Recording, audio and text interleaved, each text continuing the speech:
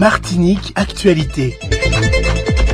Dans le cadre des initiatives visant à répondre à la problématique de la vie chère en Martinique, le président du conseil exécutif de la CTM, Serge Letchimy, et le préfet de Martinique, Jean-Christophe Bouvier, ont organisé une nouvelle table ronde de concertation sur la vie chère ce mercredi 16 octobre à 10h30 à l'hôtel de la CTM à Cluny. Après une fermeture de quelques jours due aux troubles qui ont récemment secoué l'île, et bien qu'on ne sache pas vraiment de quoi demain sera fait, les établissements scolaires rouvrent progressivement leurs portes.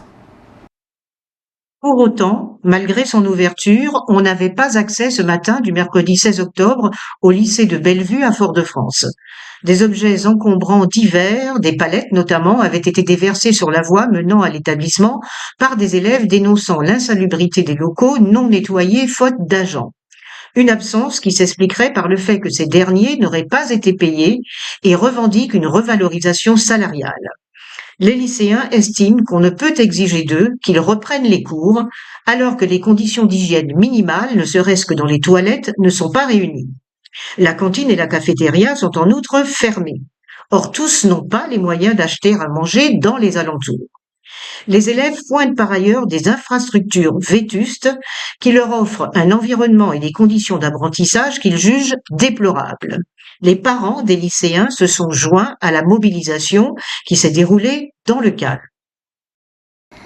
Cette nuit, 3 voitures ont brûlé au Garage Lane et 70 autres à Sodiva. En faisant match nul 0-0 avec la sélection de Guadeloupe hier sur le stade du Gosier, l'équipe de Martinique de football a assuré sa place en quart de finale de la Coupe de la CONCACAF. Le match aller qui avait également eu lieu en Guadeloupe s'était lui aussi soldé par un match nul 1-1. Une mobilisation très réduite mais une gêne considérable pour les automobilistes. C'était hier mardi 15 octobre. Hier matin, mardi 15 octobre 2024, une vingtaine de membres de la Confédération Générale du Travail de la Martinique, CGTM, ont mené une opération escargot au départ du stade Georges Gracian au Lamentin. Ils ont rallié la zone de Champigny à Ducos avec pour objectif d'interpeller la population sur le coût de la vie et de l'inviter à rejoindre la mobilisation. Comme on s'en doute, la manifestation a provoqué d'importants embouteillages sur l'autoroute. À d'autres endroits de l'île, à Saint-Joseph et à Gaspilote notamment, des tentatives d'ériger des barrages n'ont pas réussi. Tout comme n'a pas eu lieu la nouvelle réunion pour lutter contre la vie chère. Celle-ci, initialement programmée mardi, a été reportée, on le sait, à ce mercredi à 10h30. Alors que des voix s'élèvent contre la présence de gendarmes appartenant à la compagnie républicaine de sécurité 8, la CRS 8, on a appris que plus de 300 policiers et gendarmes sont arrivés dans l'île dans le courant du week-end. Il s'agit à la fois de renforts et d'effectifs pour remplacer les hommes déjà présents ces dernières semaines. Et voilà que l'on reparle de la suppression de l'octroi de mer. Mais cette fois au niveau national. En effet, Marine Le Pen a déposé un amendement demandant la suppression de cette taxe créée en 1670 pour protéger les productions locales face aux importations. Actuellement, l'octroi de mer représente jusqu'à 50% du financement des collectivités locales. Marine Le Pen suggère une compensation par l'État à l'euro près, mais ne précise pas dans le détail par quoi elle compte la remplacer. À sa demande, le chanteur Kalash a été reçu lundi 14 octobre en urgence par le conseiller outre-mer de l'Élysée, François de Quérevert. Kalash, qui était en compagnie de son avocat, maître Eddy Arneton, a insisté sur l'importance de la venue rapide du ministre de l'Outre-mer et du ministre de l'Économie en Martinique, selon le chanteur qui souhaite amener la Martinique vers un apaisement et une avancée des négociations. Son entretien avec le conseiller de l'Élysée a été possible grâce à Brigitte Macron. Les opérations de manutention et de désencombrement des barrages sont en cours afin de rétablir la libre circulation sur le territoire, a écrit ce dimanche 13 octobre le préfet de Martinique dans un communiqué. Ce retour progressif à la normale est le résultat des efforts conjoints des autorités locales, des forces de l'ordre et du dialogue continu engagé avec les parties concernées pour apaiser les tensions, a également écrit Philippe Bouvier. Pour célébrer le retour aux sources du jeune cycliste martiniquais Emmanuel Oukou, la ville de Ducos et le Madinina Bikers ont organisé une rencontre avec le grand public. C'était aujourd'hui, mercredi 16 octobre, à 15h, à la piste cyclable intercommunale de l'Espace Sud. Ce fut l'occasion d'échanger avec lui sur son parcours, ses ambitions. Recruté par l'équipe Arkea B&B Hotel pour le début de sa carrière professionnelle en 2025, Emmanuel Oukou, âgé de 21 ans, marque l'histoire en devenant le premier cycliste professionnel martiniquais. Son palmarès inclut une victoire au Grand Prix d'Is-sur-Tille. Il est également 2 fois médaillé d'argent au championnat d'Europe sur piste dans la course à l'élimination. Les jeunes licenciés de l'Espoir cycliste ducossaise, ECD, ont été très heureux de participer à cette manifestation. Selon le dernier bilan de la préfecture de Fort-de-France, 139 interpellations ont été enregistrées ces 6 dernières semaines. Aussi, 98 blessés des forces de sécurité intérieure FSI ont été recensés, notamment par des tirs d'armes à feu. 4 personnes ont par ailleurs perdu la vie pendant cette période.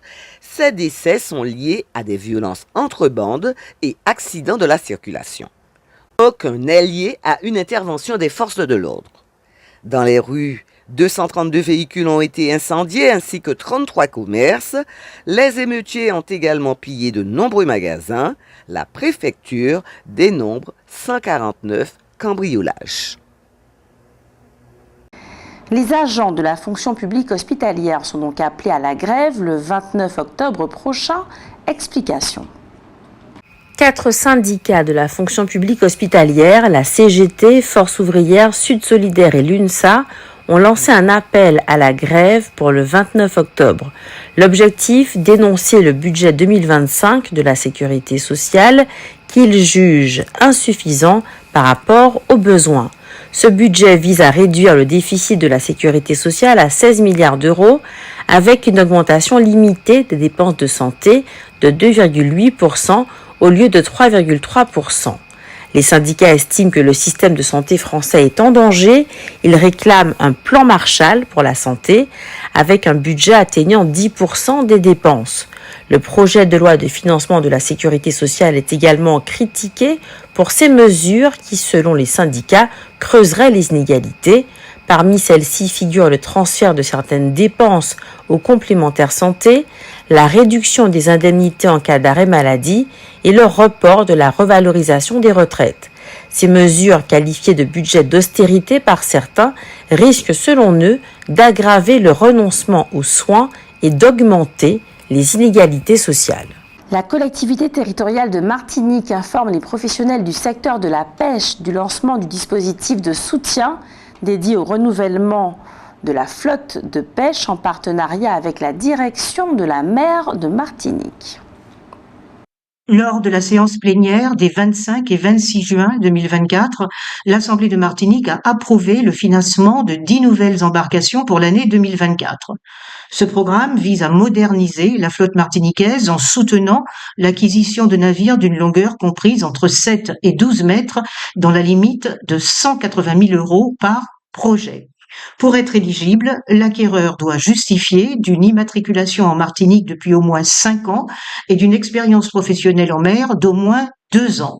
Les formulaires de demande sont disponibles au guichet du service de la pêche et de l'aquaculture ou peuvent être envoyés sur demande par email.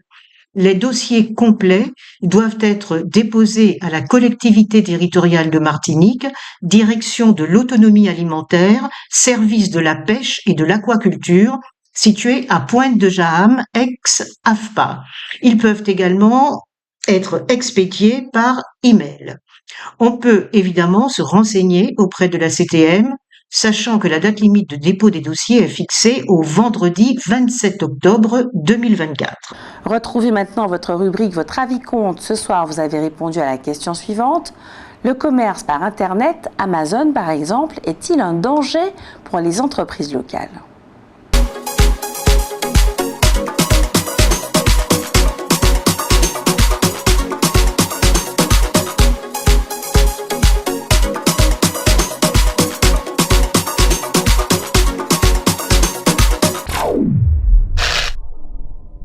Le commerce par Internet, Amazon par exemple, est-il un danger pour les entreprises locales ?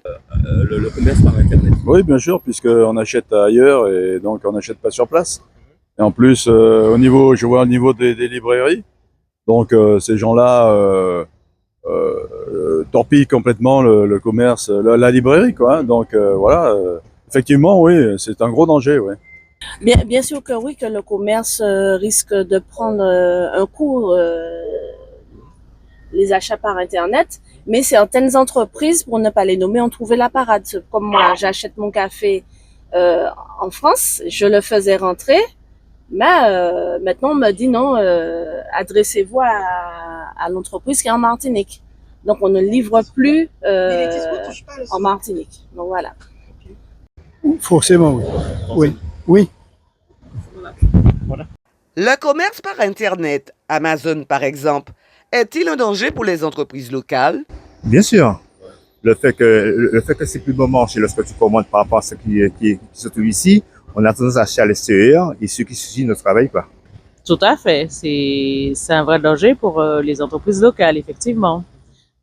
Pourquoi? Parce que si on s'installe pour vendre des articles et que les gens derrière commandent, donc forcément le commerce ne va pas vendre. Ça peut être un danger à mon avis. Ce serait bien que les entreprises locales aussi font le nécessaire pour qu'on n'ait pas justement à chercher à aller vers ce genre de site, puisque on va pas mentir, ils sont à notre portée, donc c'est normal qu'on va vers eux. Maintenant, si les entreprises locales se mettent dans des conditions pour qu'on puisse rester chez eux, je pense que on ne pourra que les faire vendre et voilà quoi. Alors, moi, à mon avis, c'est un danger, mais si les gens vont sur Internet, vont chercher ailleurs, c'est que le porte-monnaie prend un coup au niveau local et que c'est peut-être mieux de commander par Internet. Outremernews.fr, le site de l'actualité Outre-mer, 24 heures sur 24 et 7 jours sur 7. Retrouvez la chaîne Outremer News sur YouTube.